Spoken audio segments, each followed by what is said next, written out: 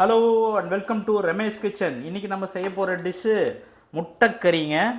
முட்டை மசாலா கறி அப்படின்னு சொல்லலாம். பாருங்கள், இந்த மாதிரி எம்மியாக எப்படி முட்டை மசாலா நீங்களும் செய்யணுமா? வாங்க வீடியோக்குள்ளே போய் பார்ப்போம். ஒரு கடாய் வச்சு ஒரு 4 ஸ்பூன் அளவுக்கு எண்ணெய் விட்டுக்கலாங்க. எண்ணெய் காஞ்ச நேரத்தில் ஒரு அரை ஸ்பூன் கடுகு, அரை ஸ்பூன் சீரகம் போட்டுக்கிறோம். கடுகுலாம் நல்லா பொரியட்டும். பொரிஞ்சு வர நேரத்தில் ஒரு அரை ஸ்பூன் சோம்பு, ஒரு 4 லவங்கம் அதையும் போட்டுக்கிறோம். அப்புறம் ஒரே ஒரு பட்டைங்க பொடியாக கட் பண்ணது அதையும் போட்டுக்கிறோம். ஜஸ்ட்டு ஒரு துழவி கொடுத்துருங்க. இப்போ ஒரு பஞ்சு கறிவேப்பிலை போட்டுக்கிறோம்.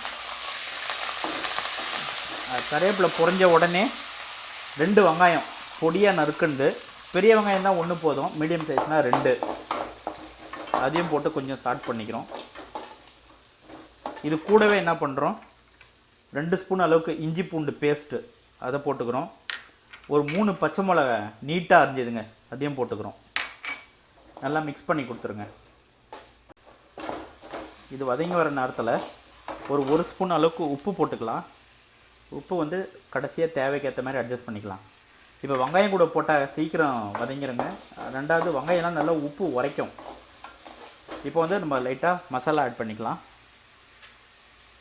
ஒரு அரை ஸ்பூன் மஞ்சள் தூள், ஒரு 3 ஸ்பூன் மிளகாத்தூள் போட்டிருக்கேன், 2 ஸ்பூன் தனியாத்தூளுங்க.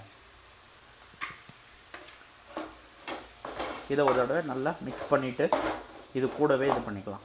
மிக்ஸ் பண்ணதுக்கப்புறம் நம்ம என்ன பண்ணுறோம், ஒரு அரை முடி தேங்காய், அப்புறம் 2 தக்காளிங்க இந்த மாதிரி அரைச்சி தனியாக வச்சுருக்கோம் மிக்சியில்.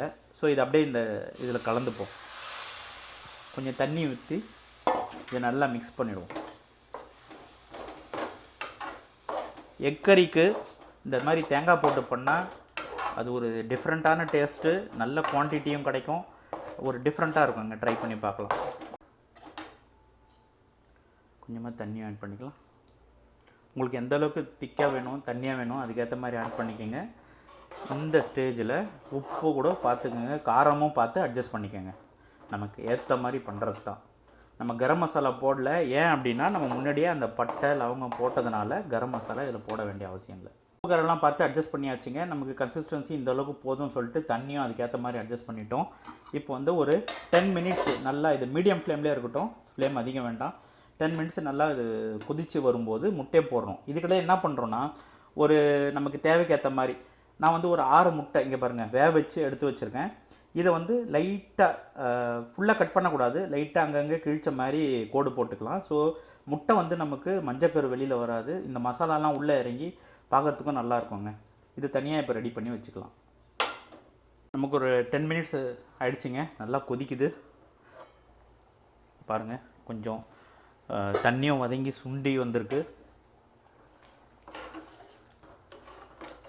ஓகேங்க, சூப்பராக ஆகிடுச்சு. இப்போ நம்ம முட்டை ஆட் பண்ணிக்கிறோம். பாருங்கள், முட்டை நான் முன்னாடி சொன்ன மாதிரி நல்லா பாருங்கள், இந்த மாதிரி அங்கங்கே ஒரு 3 இல்லாட்டி 4 உங்களுக்கு எப்படி வேணுமோ இது போட்டுட்டு முட்டை இதில் அப்படியே போட்டுக்கலாம். இப்போ ஒரு 2 மினிட்ஸு கலரெல்லாம் கூடாது, ரொம்ப ஜஸ்ட்டு முழுக்கி விட்டுட்டு ஒரு 2 மினிட்ஸ் இது மூடி வச்சுருவோங்க. மூடி வச்சுட்டு 2 மினிட்ஸ் கழிஞ்ச உடனே கொத்தமல்லி போட்டுட்டு இறக்க வேண்டியதுதான். சப்போஸ் தேங்காய் இல்லை அப்படின்னா நம்ம தேங்காய் பால் கூட போட்டுக்கலாம், இல்லாட்டி தேங்காய் பவுடரில் தண்ணி கலந்து கூட ஊற்றிக்கலாம். பட் ஃப்ரெஷ் தேங்காய் போட்டு அரைச்சி போட்டால் நல்ல டேஸ்ட் இருக்குங்க. 2 மினிட்ஸ் ஆகிடுச்சிங்க. நமக்கு முட்டை ஏற்கனவே வெந்ததுனால ஜஸ்ட் அந்த மசாலா உரைச்சா போதும். ஆல்மோஸ்ட் ரெடி ஆகிடுச்சு. இப்போ ஃபைனலாக உங்களுக்கு தேவைன்னா ஜஸ்ட்டு கொஞ்சமாக பெப்பர் தூளை லைட்டாக போட்டுக்கிறோங்க. இது ஒரு டிஃப்ரெண்ட்டான ஒரு டேஸ்ட் கொடுக்கும். வேண்டாம்னா விட்டுடலாம். இப்போ லைட்டாக கொத்தமல்லி தூவிக்கலாம். ஜஸ்ட்டு ஒரே ஒரு மிக்ஸ் பண்ணிக்கோங்க. Almost ready. அவ்வளோதாங்க. பாருங்கள், அருமையான முட்டை மசாலா குழம்பு ரெடி ஆகிடுச்சு. இது எல்லா விதமான டிஃபன் ஐட்டம்ஸு, சாப்பாடு ஐட்டம்ஸ் எல்லாத்துக்கும் நல்லா போகுங்க. இதை நீங்கள் மறக்காமல் வீட்டில் செஞ்சு பார்த்துட்டு எப்படி வருதுன்னு கமெண்ட்ஸ் போடுங்க. மறக்காமல் நம்ம சேனலை சப்ஸ்கிரைப் பண்ணிவிடுங்க நேயர்களே. மீண்டும் அடுத்து வேறு ஒரு நல்ல டிஷ்ஷுடன் சந்திக்கும் வரை வணக்கம்.